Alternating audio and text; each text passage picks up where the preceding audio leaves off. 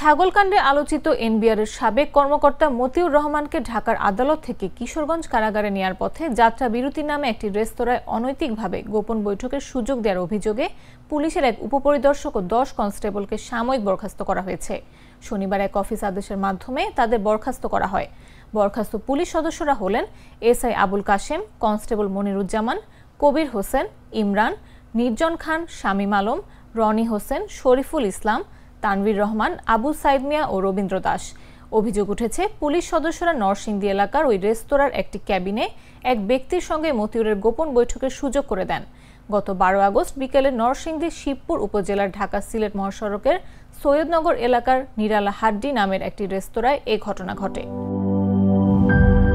প্রাণ চিনিকুড়া চাল,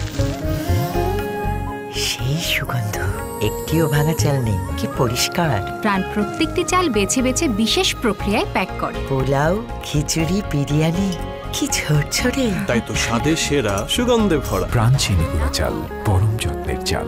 প্রাণ, জীবনের স্বাদ।